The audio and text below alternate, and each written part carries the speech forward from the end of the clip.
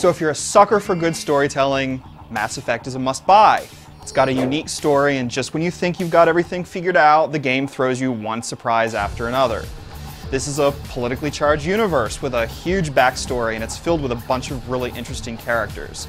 It's also combined with a really cool combat mechanic, which makes for a fun experience, and you're going to want to finish it to the end just to see how everything turns out. That doesn't mean that everything is perfect. In fact, it's sort of surprising that so many small annoyances and glitches made their way into this game since it has so much polish in general. But most people will be able to look past that and enjoy Mass Effect for what it is, which is a great role-playing game with terrific production values, and it's just a lot of fun to play. The story is pure space opera, but the tale is still really deep. A Spectre named Saren has gone rogue. He's ransacking ancient artifacts, unleashing violent robotic Geth on the unsuspecting galaxy, and as Shepard, you need to pursue him across the galaxy to find out what he's up to. You're going to navigate through a lot of dialogue in the game, and how you respond can have life or death consequences. At important junctures, however, your decisions can affect how the missions play out. When you're navigating dialogue, you'll also be earning Paragon or Renegade points, which is the usual light versus dark system you've probably come to expect. But the meters are separate rather than being at opposite sides of the same spectrum, so it fits in nicely into the game's appreciation for shades of gray. When you first land on a planet, you drive around in your rover. The thing's possibly the most resilient vehicle ever created. You get dropped in from hundreds of feet above, and you're driving around over impossibly steep mountains. It's too bad that the driving portions are probably the weakest thing in the game. You can spray machine gun fire or launch shells, and it works fine as long as you're on the same level as your enemies.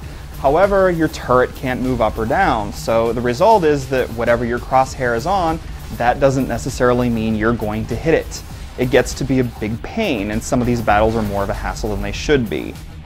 The other annoying thing about this are these creatures called Thresher Maws, which are these creatures that burst out of the ground, spew some goo at you, and then suck back underneath.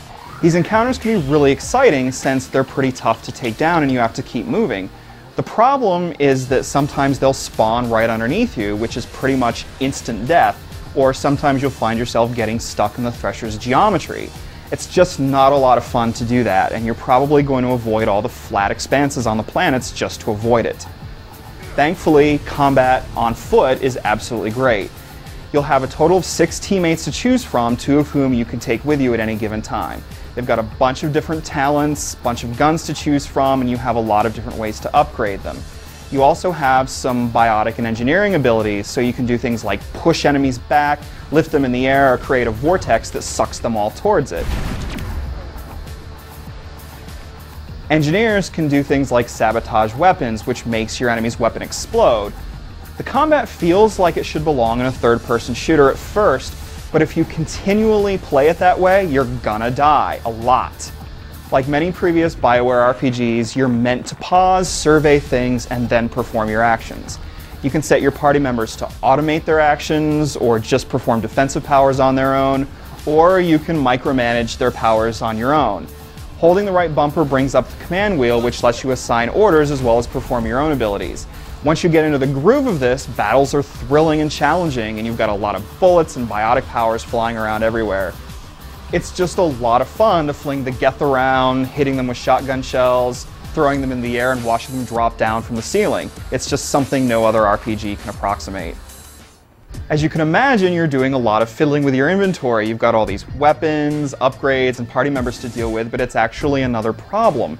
The menu interface isn't terrible, even though it's a little bit clunky, but it's all the little things that add up since you're spending so much time in the menu screens. Other problems rear their heads too, like when you get stuck in the geometry. Usually you'll be able to forgive this stuff because the game's so deep and varied. It's fun to get to know your crew, you can conduct clandestine romance, or you can turn your character into a racially sensitive diplomat, or you can be really hardline. You can do all of it probably in about 40 hours, which is pretty standard for a role-playing game, but there's enough content here that you'll probably want to play a second time. If you do that, you can explore your Renegade side if you didn't the first time, try other romances, or even see one of the other endings. The visuals are excellent, and the facial animations are amongst the best in gaming. Characters move their lips believably with the dialogue, and they express themselves with other subtle things like tilts of their heads.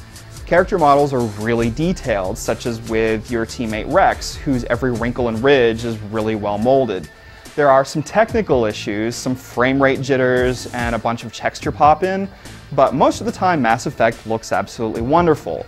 It doesn't mean the artistic vision is quite as interesting. It could very well have been in a Halo game, so it does get some inspiration from previous games and films. But even with those inspirations, Mass Effect still conveys its vision clearly, even if it's just with its character designs and some dramatic set pieces. It's also one of the best acted games in recent memory. It's got an all-star cast, and never once are you going to hear a drab line or hear somebody get really overdramatic.